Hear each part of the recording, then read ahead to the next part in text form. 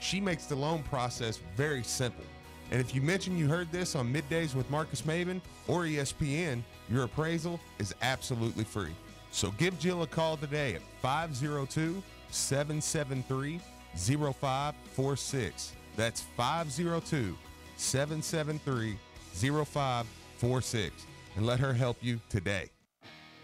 This is Marcus Maven, and you're listening to 93.9 The Ville from the OPC Services Studio.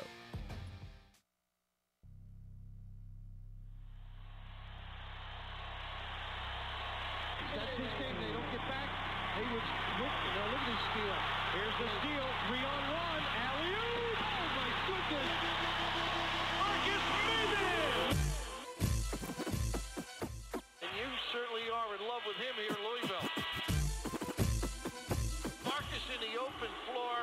With Marcus Maven. And you can call in. I lay back and just listen to Marcus Maven.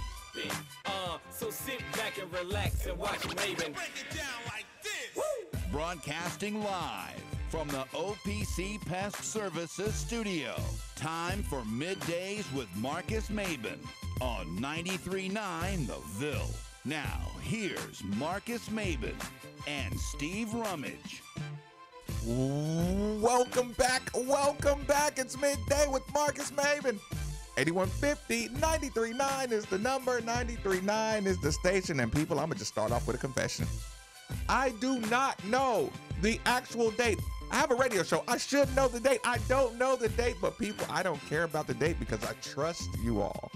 And when I hear you all say it's game week, I'll take your word for it. Alabama, we're on the way. But first, Steve Rummage in the building, Brian Hall in the booth. You're right. It is game week, and you'll probably wonder what I'm doing right now. Oh, my goodness. This is a timer.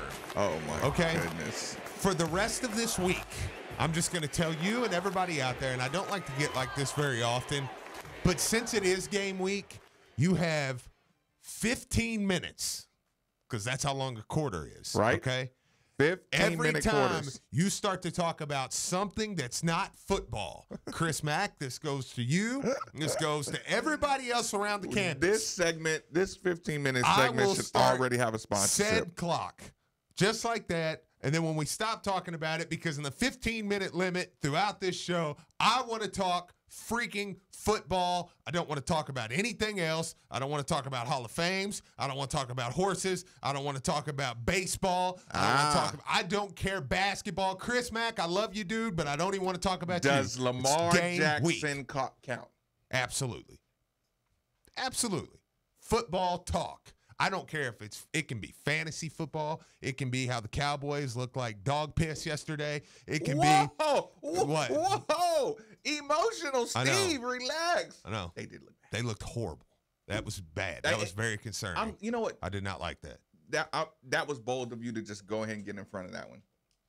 It was not good. And you know that when you have like fumbling plays, I was going to compare it to a team that I follow, right? Yes. But I thought, hey, let's just leave that one off the table. I know. It's too early in the year. Detroit, sometimes they have some mishaps. I know.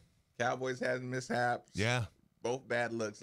Execution was not good. I was not happy with what I watched last night. Brian Hall in the booth. Brian, what's going on, my man? Hey, Steve, I just wanted you to know that Samuel Williamson, he's the number 35 player overall in the basketball recruiting class, is coming in for a visit. Okay. I didn't know if you talk about that. Excited about that? Brian Hall in the booth. Okay, stopping. 20 seconds. Kenny, I'm talking to you, man. Yeah, listen, do it right now. Hey, Kenny, I'm talking to you, man. So, we came in last week and we were talking about my car, how it broke down. Yeah. Wait, no. This weekend from my mechanic. How you were getting out of the car with your drug dealer. By the way, this is sponsored. This is sponsor talk, so this counts. No clock. This doesn't count against it? No clock. Globe Auto, Kenny. Bill Escorns and Collision Center. Bill Escorns, Jill Blessinger, everybody you get, no clock. Mm-hmm. So this is fair. All right, Brian.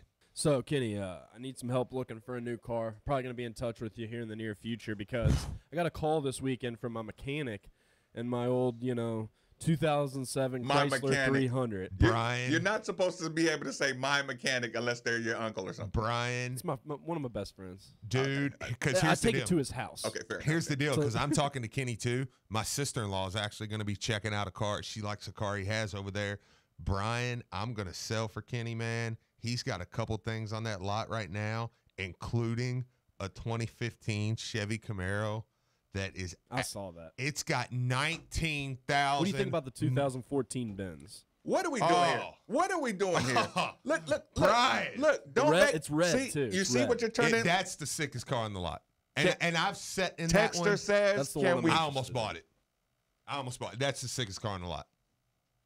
But there was a lady looking at. You need to get over there and talk to her. It's still on the website. It's not. It's still there. Oh man, Kenny takes them off immediately. If it's on the website, they're there. dude. Man, stop Kenny, I'll it. be getting in Stop- touch with you. Though, Stop 'cause it. anyways, though. I'm buying a new car. So if Sorry. anybody's got any that- deals on any cars that they know about, Kenny, if you got something for me, get in touch with me. If Brian's driving a Benz, I'm driving a Range Rover, and Marcus is driving what he drives, which is nice.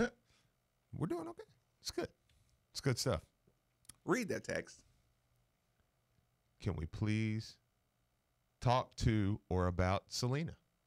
Selena is in the booth today. That is true. I bet I have a feeling that was her dad that texted. I Come bet Shannon come Thompson's say the one hello, that texted. Selena. Get on that microphone and say Yep. hi to the Say millions hi, of listeners. let everybody know she's back there. Hi. Selena, how was see what I'm saying? You see what she just did? You see what she just did? Yeah. Don't see what I'm saying? know. Don't get offended Yep. when all these people say, that voice was very appealing. Yes. You could have just said, hello, everybody. Hey. You're right. Hey, hey, No, welcome to that is not what she went with. Hi. Right? Yep. No more. You're banned. I know. Till tomorrow. Till later. Till today. So, Steve, She's a Steelers fan, by the way, it looks like. She can talk whenever she wants. Yeah. Yep. football talk only. That's it, man. That's all. This week, it's She's game a week. Steelers fan. It looks like. That's it, what I at least. said. Steelers fan. So that's okay. All right. I can deal with that. She must be an our place person. Yeah. Okay, well, let's do this. Let's put the bow tie on Lamar Jackson Friday. Like I said, I know it's been a couple days in 2018. 72-hour spans seem like weeks away. Lamar Jackson played. He said, go ahead. Let's put a bow tie on Lamar Jackson's season, because as all I've heard around locally, as I said, and I've seen this, and I took a screenshot, is Lamar Jackson looked very mediocre over this. Let me read you some numbers here. Lamar Jackson on the season, preseason, 299 yards.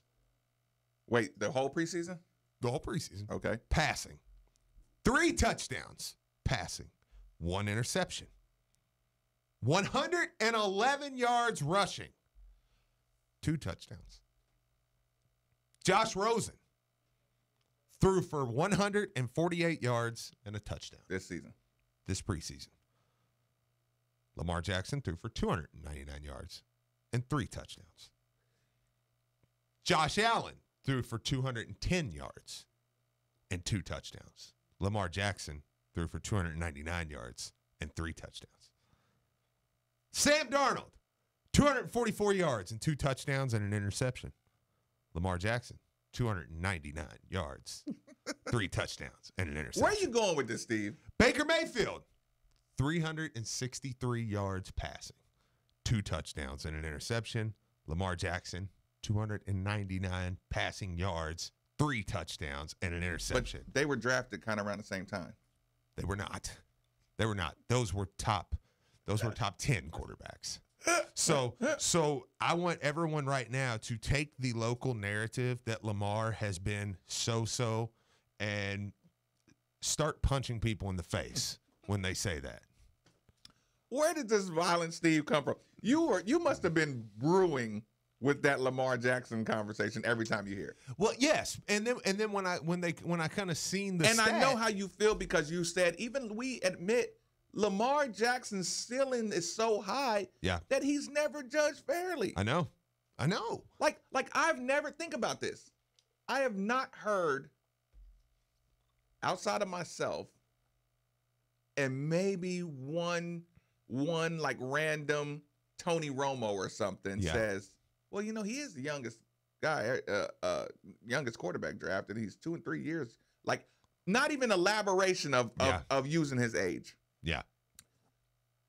I don't ever hear someone look for the first incomplete pass and say, well, that's the knock on him, inconsistency. Yeah. Like, Andrew Luck gets in that game. I know. and he throws and air mails it. You know what they say? Shaking off the rust. Air mails another one. Oh, it just needs a little more time to get settled. Yeah. Other rookie quarterbacks. Oh man, he's gonna get it. Hey, that was the right read. He's gonna get it. Just needs a little time working with the quarterback coach. Why are you so quick? But here's the thing. I heard this question being asked.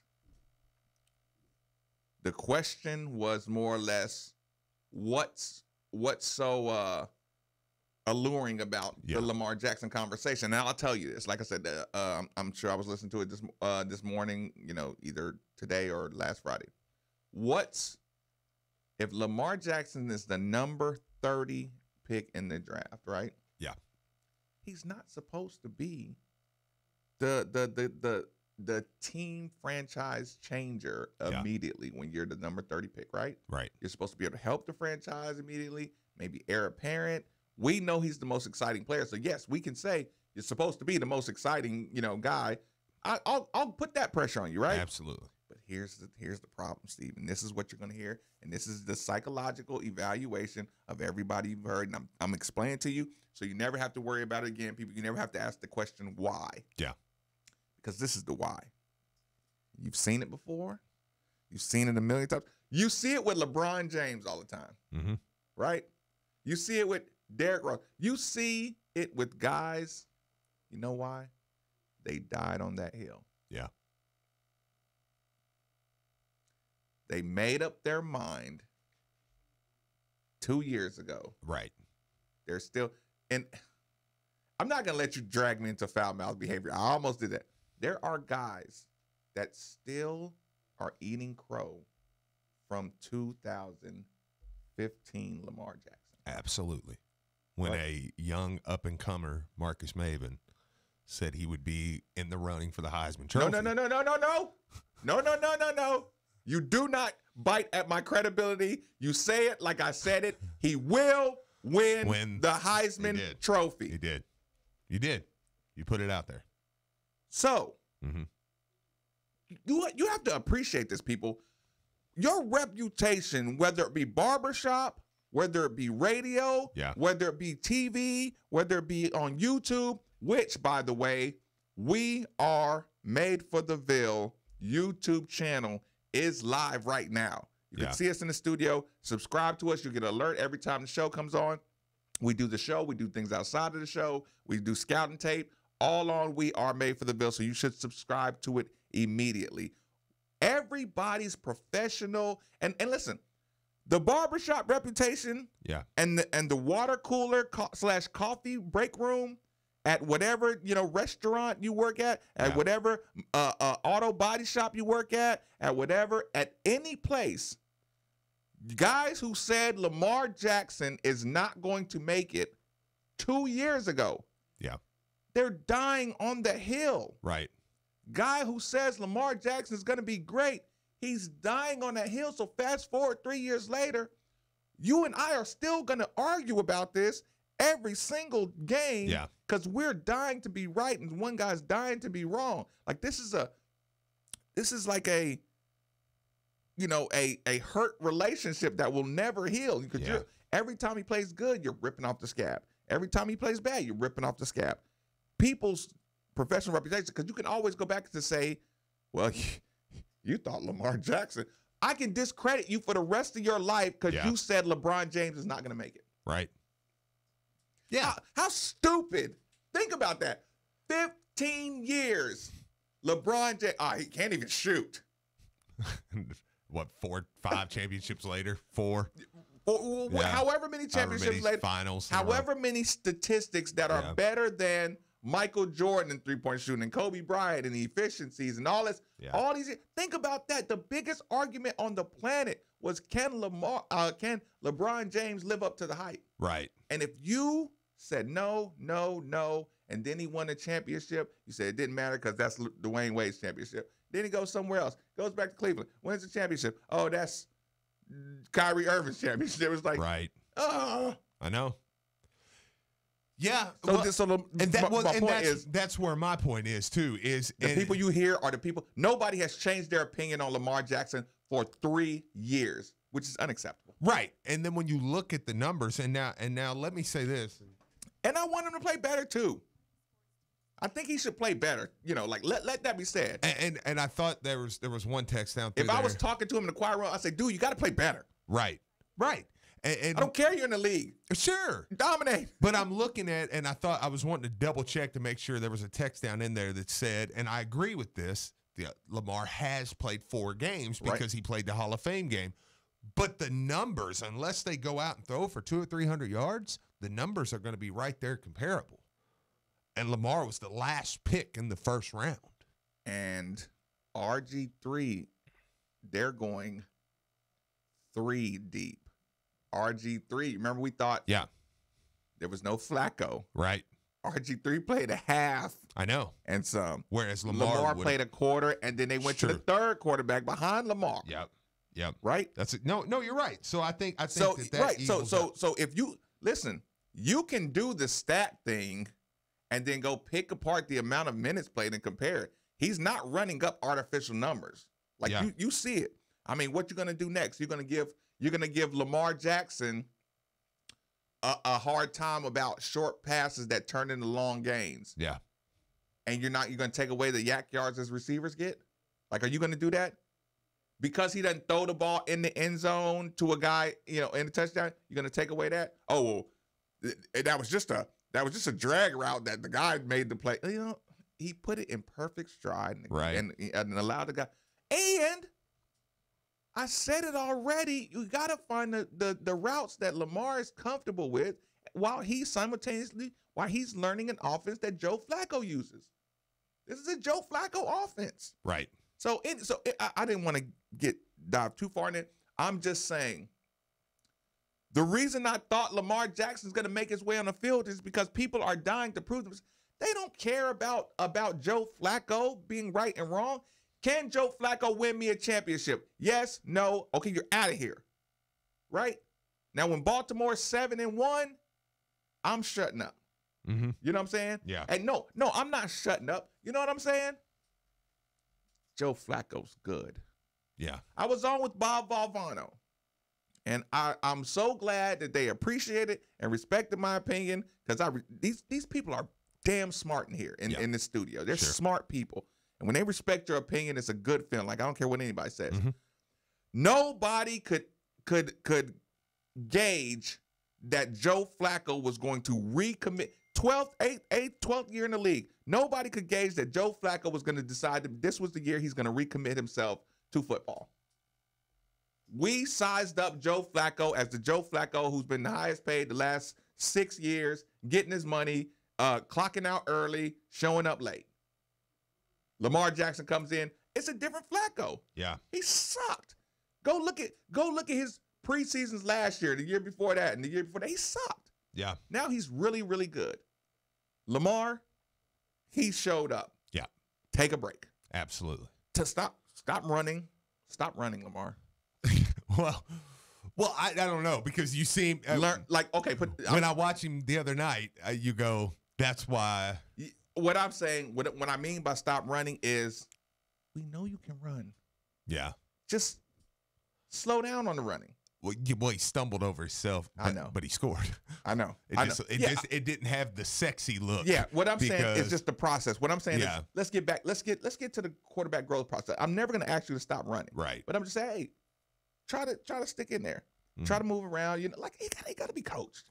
He's 22 years old. Yeah, I mean, he's a young dude, man. I mean, and it's going to take a little bit, I think, for them to. I mean, there's a reason why he's not just coming in and starting, and why even us, who we said over the summer, said, I don't know if he'll just come in and take the job. I mean, I think, but by next year, I think he's going to be lethal. And I think that's the growth. If you've watched this preseason and you don't feel like that there's been growth, right, and that he looks like a guy that's going to get some clock this year in some sort of fashion, right, and you think that's where I'm headed. If you think this preseason was a disappointment for Lamar Jackson, then what in the world are you watching?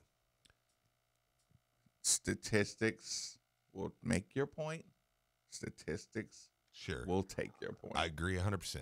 Speaking of statistics, Steve. Yeah. Did you happen to hear any of this morning's conversation? Very little. Well, let me catch you up. I got a life in the mornings. I have things to do. Lucky you. Very lucky me. How's Baby Watch going? Well, let's just say I am looking down at my phone quite a bit. We need to get this done by Thursday. And see, why you got to go there with it? I thought you were going to make a magical moment like, hey, Marcus, I'm feeling like special that I'm about to bring another Xavier into the world. Yeah. And just, we're going to have this by Do you know we were at a restaurant that we need to go and visit this week. One I was talking about because the sandwich I had was oh, my God. stupid. And I had the sweet potato casserole.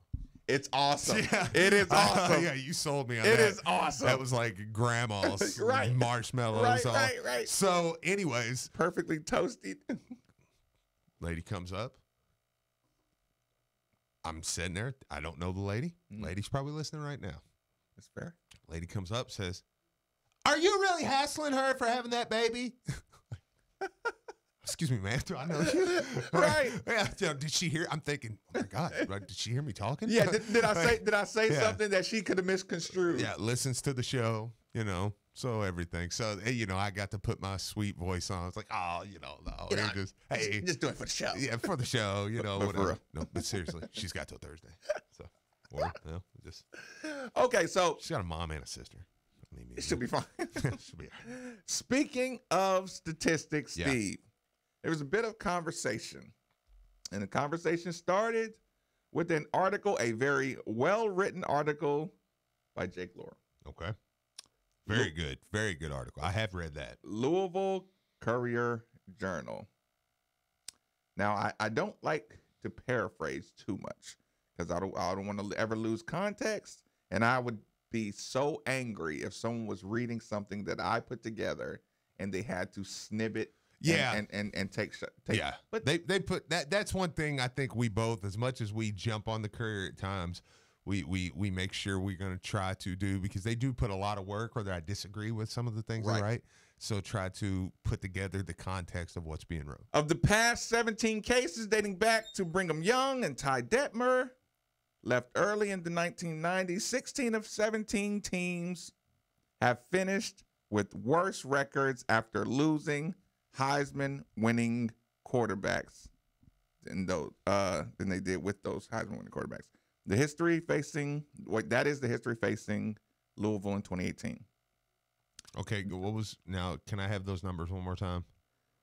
Of the past 17 cases? 17 cases. So 17 years. Cases. So we're just taking 17. So maybe he's just taking quarterbacks. Okay. That's of fair. the past. I'll read it clear one more time. Okay. Because it's important. What you're wanting the discrepancies cleared up. Of the past 17 cases. Okay, so we're assuming that's quarterbacks. Yes, dating back to Brigham Young, after Ty Detmer left in the early 1990s. Okay. 16 of 17 teams have finished with worse records after losing Heisman-winning quarterbacks. Okay. Than they did with those quarterbacks. Okay. Wait. All right. Yeah, First, yeah. emotional moment. I'll be honest. Yeah. Who is this hater getting ready to start hating on Louisville, right? Yeah. Now that's irrational Marcus Maven. That is guy who went across the stage and got the Louisville guy. That's the Louisville shirt. That's the guy who got the stuff in the closet, the Louisville stuff. That's that guy. Yeah. All right, there they go hating again. Yeah. That guy lasts about, 60 seconds. Let me see what this dude really talking about now. And I'm saying this dude as an affection term. Dude. Yeah. Right? Okay, so now you got to, okay. One team that improved is Southern Cal. Okay, we'll leave it here at the beginning of, because there does rope you in with that, with 16 of 17. Okay. Right? So let me see, Steve, do you immediately start biting at that title? Because I know my brain has been trained to pick apart those arguments. Sure, yeah. And there's part of me that says I'm picking apart your argument, and part of me says No, I'm going to read what you say and analyze what you say because I don't want to be sold a bad bill of goods. Well, I say that's not really something for this year. That would be last year. And then last year, you would be correct. We finished with a worse record the year after. Or does it say losing the guy? Okay, when it says 60. See, I thought the reading was a little muggy about the Tebow second year. It's a little murky. I mean, Matt Leinart come back with Reggie Bush the next year. I mean, I'm sure. I mean, they were better. Well, no, actually, they weren't. I think they lost to Texas in the national championship game. But here's what I do for those of you who kind of have been listening to the discussion, have been reading. This is what I do with this article, and it's like I said, and it's not that I'm attacking the article. The way I consume it, I say, okay, how much validity do I instantly put to the psychology of this debate? Yeah. Or this conversation? What are factors, extenuating circumstances that would cause 16 out of 17 teams to not be as good? Because every case could be different. Right? Because every case can and will be different, but if you have some empirical data. Yeah, I say will is probably the best word. Because if you have empirical data that say 16 out of 17 have a different record, right? Yeah. So then I start doing the math in my brain. What is the similarities? You know what I'm saying? What are these similarities that cause win a Heisman Trophy as a favorite? Can we agree with? A step further, Lamar Jackson beat the odds by being the October favorite. So I'm telling you, it wasn't close. Because you look at last year, Saquon Barkley in September. Why are we even having the Heisman race? Right. He's not even at the he doesn't even get invited by the end of the year. So Lamar beat the odds by just being the favorite. So to hammer your point down, the favorite coming into the season rarely ever wins the thing. Never, ever wins the Heisman Trophy coming into the season. So Lamar Jackson ends up winning the Heisman Trophy as a sophomore. Youngest ever. Yep. He was out of nowhere. And here's the thing. You know what else you get? Favorite teams to win the championship very rarely can impress enough to win a Heisman Trophy. Yeah, because you should be good. Another reason I knew Lamar Jackson was going to win, because I know nobody respects the University of Louisville. Right. And if he can win 8 games, if Lamar Jackson can win 8 games, 9 if you win a bowl, that's the comparison to winning 11 for Ohio State, 12 for Alabama. 8 games would have got him the Heisman Trophy almost, right? So how about that? Those are 2 things you know. You must overachieve to win a Heisman. Your team must overachieve. Absolutely. By default, your team is playing better than what they really are. That's what overachieving is, right? Now, overachieve and good team, right? When you lose that narrative of overachieving, when you lose that come from out of nowhere and be exciting, right? You don't win Heismans. Right. Okay, so let's look at these teams. You got to have 1 loss or win a championship to win the Heisman, right? I would take that 16 out of 17, right? And let's just say out of the last 17 national champions, right? Don't they all take a step back? I would imagine. Except for Alabama.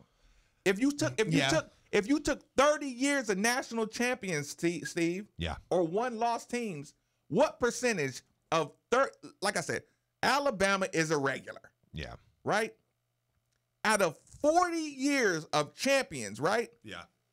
Well, that means 1 loss or undefeated or 2 loss. How many out of the 40, Steve, how many have taken a step backwards the next year? At least 90%. 30, yeah. You're going to take a step back. Yeah. If you're good enough to win the Heisman, that's because you damn near went undefeated, Steve. Yeah. Or you won a championship.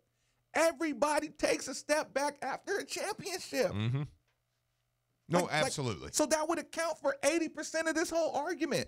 Yeah, no, I agree.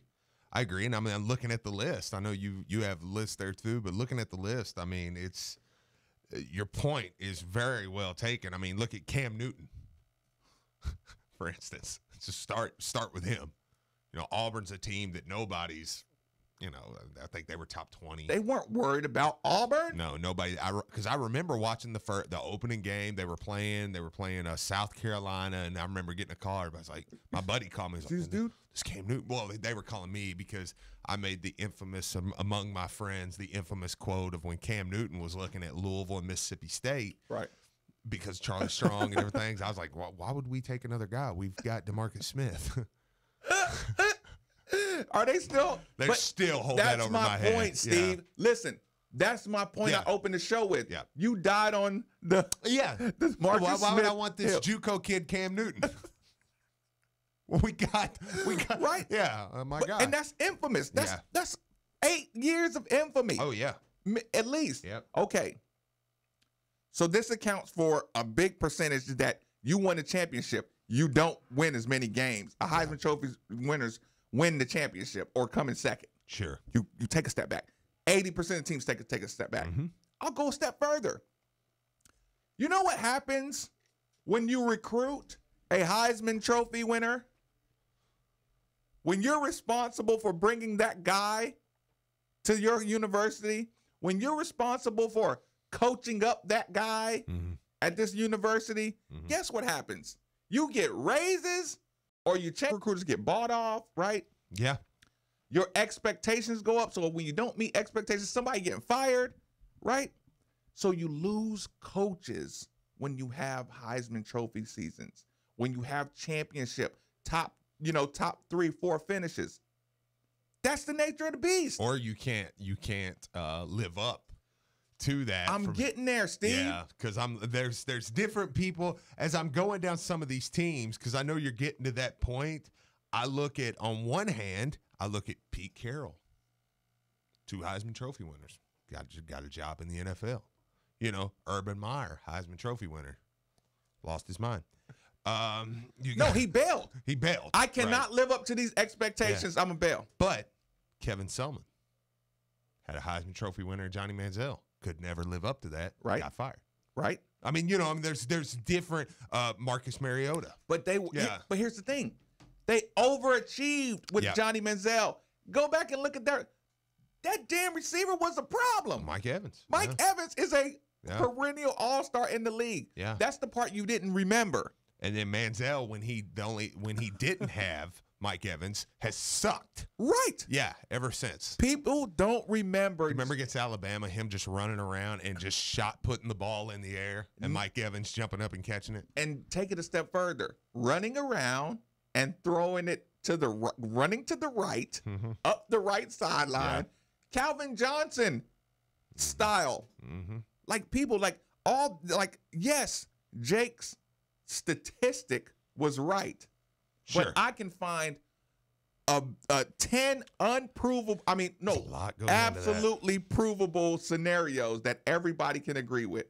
You lose coaches after championship years, Heisman years, right? Mm-hmm. Now, second year, Lamar Jackson. I don't care who beats us. Lamar Jackson's not going to beat us. You get choked out. I'll even go here with it, Steve. Why did Lamar Jackson? Give me 3 reasons Lamar Jackson didn't win the Heisman the second year. Well, because I'll give you the reason. He had no shot to win the Heisman, no matter what. His numbers were entirely too good. There was no way to replicate what he did. You could only be as good, and even if you were a little better. He was almost as good in most categories. Yeah. His percentages went up. His passing went up. Rushing went down. So, and there's nothing about that was impressive the second year. Right. Yeah. Not to mention, he had more losses, right? And guess why he had more losses? can we say at least 2 of the losses were because of the defense? Every loss Louisville took That's last year my was because point. of defense. That's my point. Yeah. You know what happened? We saw that Kentucky loss. Grantham had to go.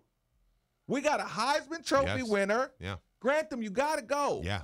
Expectations went astronomical. Sure. Right? Yep. Not even astronomical. We forgot the 5 previous years that Grantham's defense was leading the nation in turnovers. Yep. Took the last year and said, you know what, we're better than Grantham. Yeah. Came in, had the worst defense in the last 20 years at Louisville. Is it fair to say this is what happens when you get false? This is why I always get so mad about people who talk, I just want something new with Bobby Petrino. Yeah. The moment you start getting that arrogant and not appreciating the situation you're in is when you crack thorpe it. Yeah. Yes. You end up crack thorpe. Yeah. You make a move, and then you're like, wow, here's where we're at now. Have fun. Great. I mean, I can't wait. I can't wait till I have to put up with 5 crappy years. And for 5 years straight, Steve, I'm going to say, I told you. I don't want that to happen. But you get the point, Yeah, no, Steve. I don't want. I'd rather just be wrong. I'm just being emotional. Yeah. Lawrence, thanks for joining us on the Edscorns and Sons Collision Center, my man. Start us off right. What's up, Marcus? What's up, Steve? What's up, man? I say this right now. DeJuan Paz has weapons around him. These guys gonna make DeJuan Paz look like a Heisman Trophy candidate. So That's a good point. you got Jalen Smith, Jay Fitzpatrick, and you probably got tight ends right now nobody ain't talking about.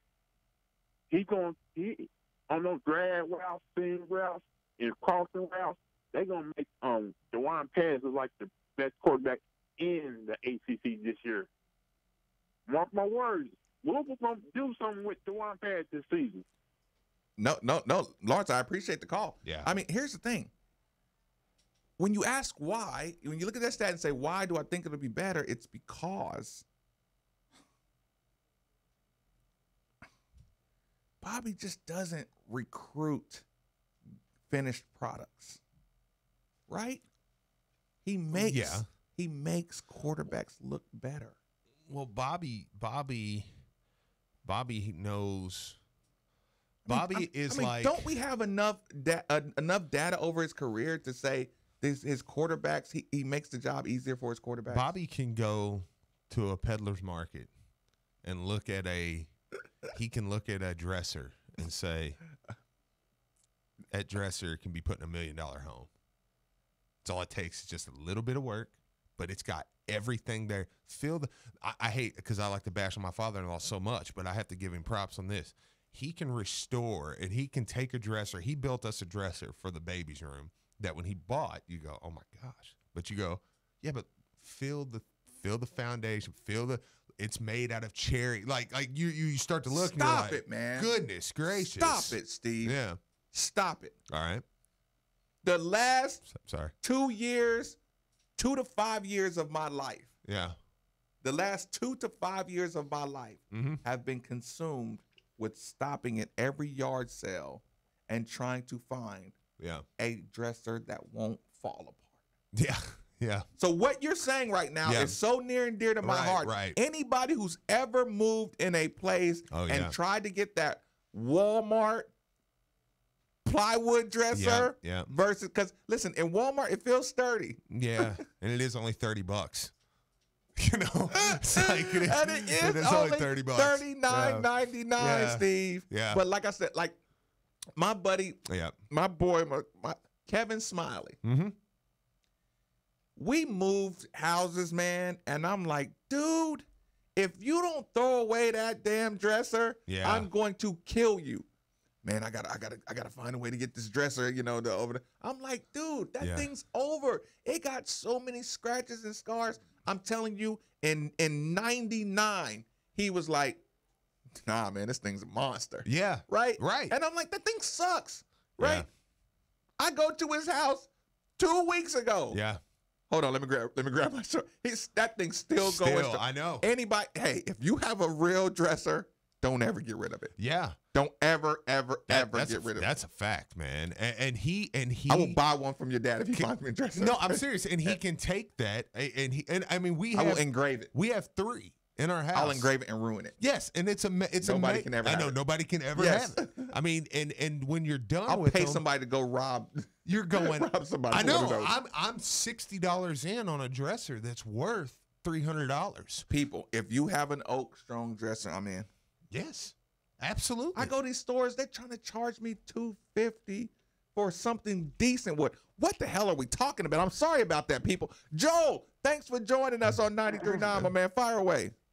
What's up, fellas? Game week, right? Yeah, it's game week. Hey, real quick, man, and this isn't even a question about the game per se this week. I'll talk about that, I guess, later on in the week, or call in on that. But I just want to know, you guys, man, you're usually pretty legit. That's why I listen to you guys, of course. You kind of peel back the curtain a little bit. And my thing is, and maybe this has been answered before, but I listen to a certain guy in the morning there who's probably your boss. Easy. Easy, Joe. Tread lightly. Yeah, you ain't got to say nothing. But the one thing I always think about, I'm like, this guy individually, to me, when I listen to him, it's just, he comes with the opposite view. I know how radio works as far as, I mean, I majored in communications. But no, listen. The thing is, hey, real quick though, Marcus, my thing is with this, it's like everything is, if you say one thing, he'll come with the opposite of, well, I don't know if, Jawan Pass is going to be good. How are we banking on that? I don't think this is going to be good for Louisville. I don't think this is that. He's always doing that.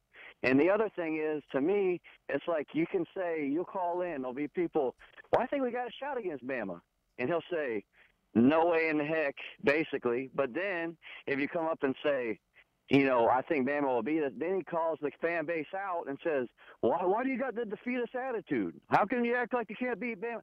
So to me, it's so wishy-washy. To me, the guy just automatically, every day I listen to him, he brings up a little bit of tidbit of something, and then it just goes a negative route Louisville-wise. And, man, I just get over it. To me, I don't want to say the guy, whatever. To me, in my mind, the dude's a UK fan posing for Louisville. That's my thoughts. I'll talk to you guys later. Joe, I appreciate the call. Let me say this. I am glad Joel's from Jacksonville. They had a tragedy down there this weekend. Glad he's safe. Hate to see that. That's a fact. Ignorant. That's a fact. Yeah. That is a fact. Throwing that in there right before. Yeah, right before you go at it. Yeah, you could have waited. No, I just wanted it. That felt right. Yeah, that was right. It was right. Yeah, that and but I'm sure it's much do appreciated. Yeah, we're joking, but we do mean that. So, Joel, this. Here's the thing. Here's what I will address you with, Joel, because people have that same opinion sometimes. But here's the thing. I open the show saying, Joel, that's what smart people do. You have to put aside the narratives that you don't like, Joel.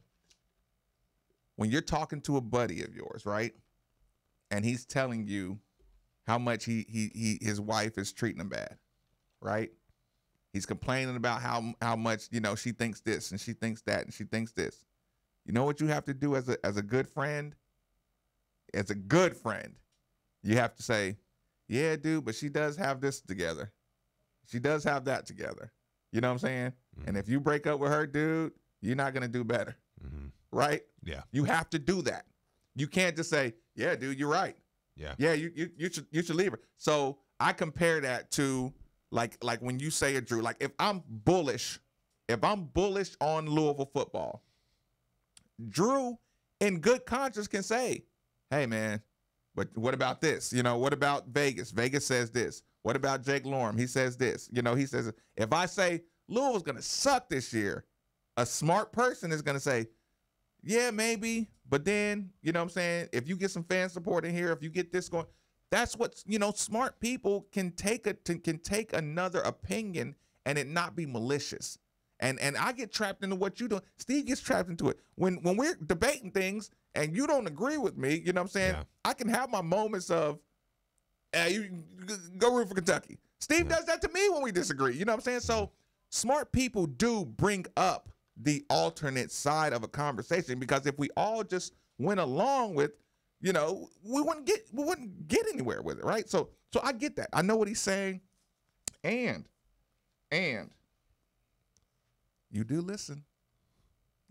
Joe, like, at the end of the day, you do listen. Yeah. So you have to that dude. There's the reason that dude been on these airways for 25 years, right? Yeah. Because he can have a strong alternate opinion. Sure.